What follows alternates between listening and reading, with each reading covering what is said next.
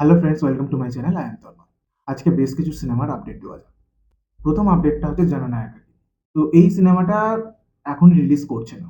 এই সিনেমাটার পরবর্তী শুনানি হচ্ছে ২১ তারিখে। তারপর বোঝা যাবে যে সিনেমাটা কবে রিলিজ করছে। আর আমাদেরকে তখনই বোঝা যাবে যে আর কতদিন এই সিনেমাটার জন্য ওয়েট করতে হবে।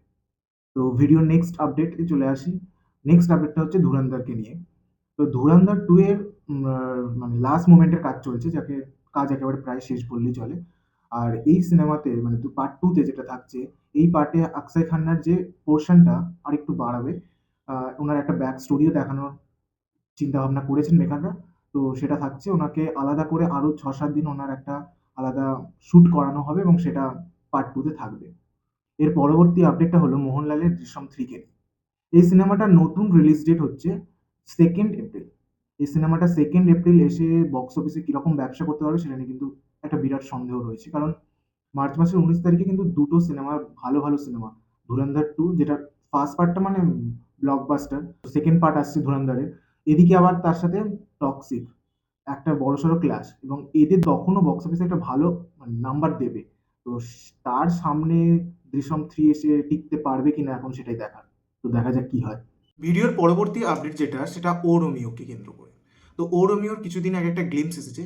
সো সেই গ্লিম্পসটাকে নিয়ে এখন একটা বড়সড় কেস খেতে চলেছে মুভিটা। এই সিনেমাটা মূলত হোসেন ওস্তারার জীবনের গল্প নিয়ে, তার উপরে একটা বায়োপিক।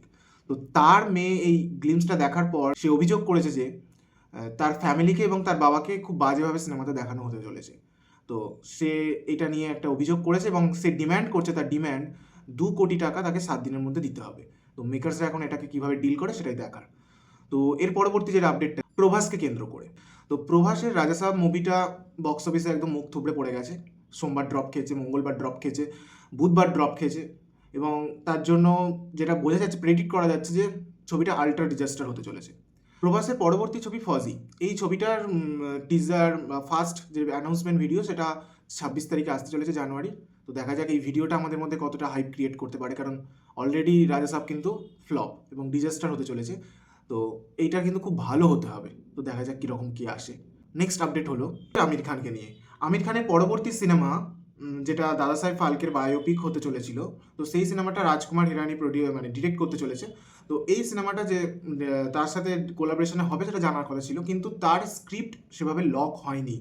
এই সিনেমাটার শুটিং স্টার্ট হওয়ার কথা ছিল জানুয়ারি মাসের শেষ থেকে, কিন্তু এই সিনেমাটার শুটিং পিছিয়ে যাচ্ছে এবং সেটা হয়তো হতে পারে মার্চের শেষে কিংবা এপ্রিলের স্টার্টিংয়ে। তো দেখা যাক এই সিনেমাটার শুটিং কবে থেকে স্টার্ট হয়। ভিডিওর পরবর্তী আপডেট বারাণসীকে নিয়ে। তো বারাণসী, যেটা এস রাজামৌলি, প্রভাস এবং প্রিয়াঙ্কা চোপড়ার সিনেমা, এই সিনেমাটা ২০২৭ সালে রামনবমীতে আসবে এমনটাই ভাবা হচ্ছে, এমনটাই মেকারদের তরফ থেকে ভাবা হচ্ছে। তো দেখা যাক তখন এসে বক্স অফিসে কীরকম ফলাফল করতে পারে। তো আজকের আপডেট কীরকম লাগলো অবশ্যই কমেন্টে জানাবেন। ভিডিওটা যদি ভালো লেগে থাকে অবশ্যই সাবস্ক্রাইব করে চ্যানেলটির পাশে থাকবেন। দেখা হচ্ছে নেক্সট ভিডিওতে।